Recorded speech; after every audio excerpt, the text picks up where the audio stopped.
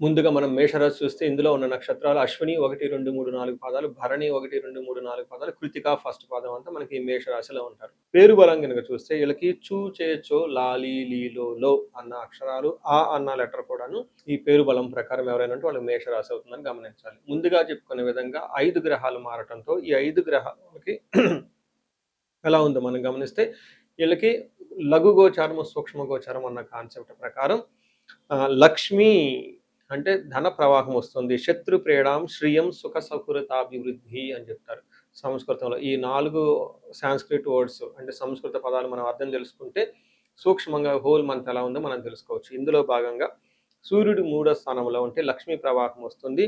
అలానే ఫస్ట్ హౌస్లో కుజుడు ఉండటం వల్ల శత్రుపీడలు ఎక్కువగా ఉంటుంది. బుధుడు మీకు లక్ష్మిని ప్రవాహాన్ని తీసుకొని వస్తూ ఉన్నాడు. శ్రీయం ఓకే ఐశ్వర్యవంతంగా ఉంటుంది. లాస్ట్లో శుక్రుడు మీకు 4th హౌస్లో ఉండటంతో ఫ్రెండ్స్తో కలిసి చక్కగా ఒక అభివృద్ధి పదంలో ముందుకెళ్ళిపోయే అవకాశం ఎక్కువ ఉంటుందని గమనించాలి. టోటల్గా మేషరాశి వాళ్ళకి ఈ మంత్ అంటే జూన్ మంత్ చాలా చక్కగా ఉంటుంది. ఒక మంచి అవకాశం అని చెప్పుకోవాలి. అంతేకాకుండా ఏలినాటి శని ప్రభావంతో ఎక్కువగా ఉండటంతో ఇప్పటి వరకు చాలా టఫ్ అయిన ప్రాబ్లమ్స్లో మీరు అందరూ ఉన్నారు కాబట్టి ఈ ప్రాబ్లమ్స్ తొందరగా 1 బై 1 బయటపడే అవకాశం ఎక్కువగా ఉంటుంది. జూన్ మంత్ అనేది ఒక గేమ్ చేంజర్ లాగా మీరు అనుకోవచ్చు. అందులో ఆశ్చర్యం అయితే ఏమీ లేదు. సూర్యుడు 3వ స్థానంలో ఉంటే ఏమవుతుంది? సూర్యుడు 3వ స్థానంలో ఉంటే చాలా మందికి జాబులు వచ్చే అవకాశం ఉంటుంది. ప్రమోషన్స్ వచ్చే అవకాశం ఎక్కువగా ఉంటుంది. ఆరోగ్యం చాలా చక్కగా ఉంటుంది. ఇప్పటిదాకా ఎవరైతే అనారోగ్యంతో బాధపడుతూ ఉన్నారో అనారోగ్యం నుంచి చక్కగా ఆరోగ్యంగా ఉంటారని గమనించుకోవాలి. పై అఫీషియల్స్ నుంచి మంచి సపోర్ట్ వస్తుంది. వీటితో పాటుగా గవర్నమెంట్ అఫీషియల్స్ నుంచి కూడా మంచి సపోర్ట్ వస్తుందని గమనించాలి.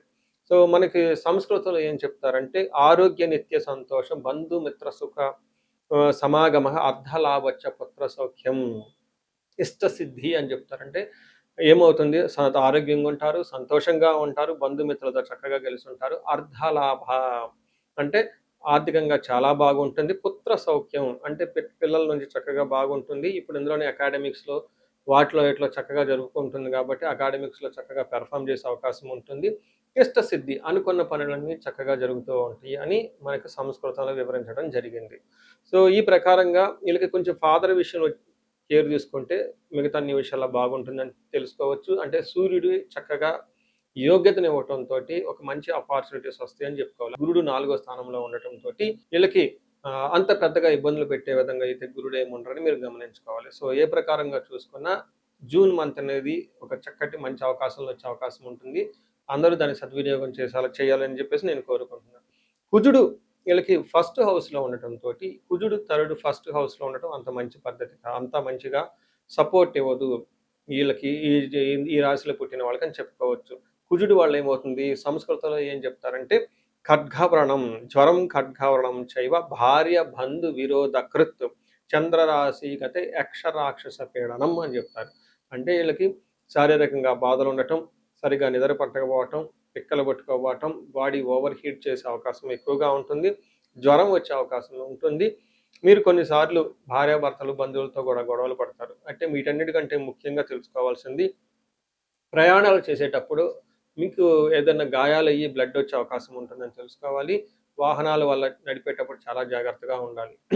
వీటన్నిటికంటే ముఖ్యంగా ఇంకా చెప్పుకోలేని ప్రాబ్లమ్స్ వస్తూ ఉంటాయి. ఒకవేళ మీరు డాక్టర్ దగ్గరికి వెళ్ళినా కానీ మీకు ఆరోగ్యం అంతా బాగుంది, రిపోర్ట్స్ నార్మల్గా ఉన్నాయి, పెద్దగా బాధపడవలసిన అవసరం లేదు అని చెప్తారు. కానీ ఇంటర్నల్గా మీరు చాలా టైర్డ్గా ఫీల్ అవ్వటము, నీరసంగా ఫీల్ అవ్వటం, దడగా ఫీల్ అవ్వటము, నైట్ నిద్ర పట్టకపోకుండా ఉండే అవకాశం ఎక్కువగా ఉంటుంది.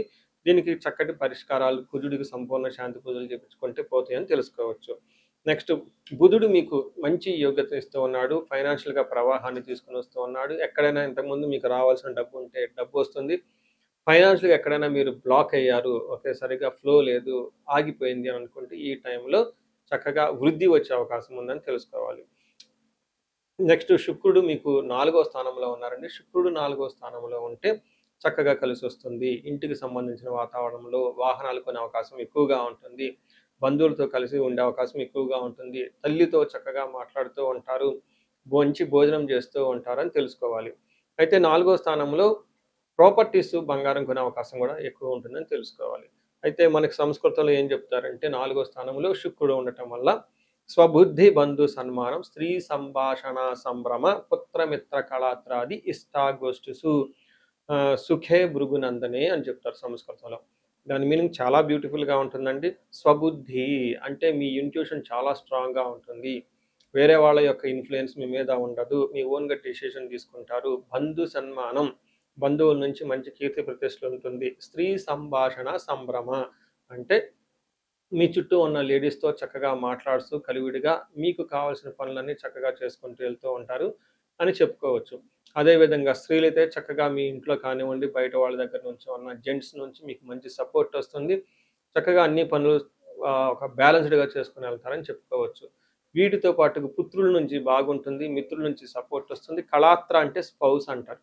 వాళ్ళతో విద్యా గోష్ఠిసు ఉన్నతమైన మంచి మంచి ఒక గొప్ప గొప్ప విషయాలను చర్చించుకుంటూ చక్కగా ముందుకెళ్ళిపోతారు. అఫీషియల్‌గా బాగుంటుంది. ఓవరాల్‌గా ధనం సంపాదించుకుంటారని తెలుసుకోవాలి.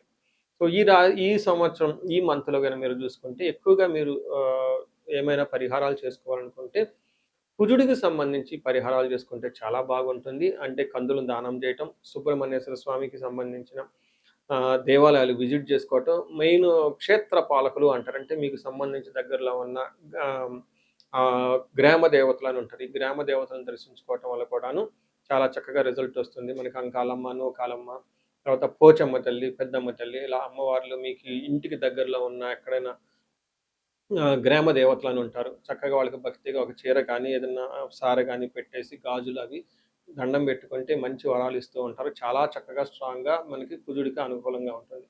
వీటితో పాటుగా ఎవరైనా నాగుల కట్ట అంటారు. లేదంటే అశ్వత్ కట్ట అంటారు. ఈ నాగుల కట్ట దగ్గర చక్కగా కొద్దిసేపు కూర్చొని మెడిటేషన్ చేసి ఆ నాగులకి చక్కగా మన పసుపు కుంకుమ అద్ది ఒక చిన్న దీపారాధన చేసి దండం పెట్టుకున్నా కానీ మంచి రిజల్ట్ వస్తుందని తెలుసుకోవచ్చు. సో, ఈ రెమెడీస్‌తో పాటుగా ఇంకా మనం ముందు చెప్పుకునే రెమెడీస్ కూడా చక్కగా పాటిస్తారని చెప్పేసి నేను కోరుకుంటున్నాను. నమస్తే.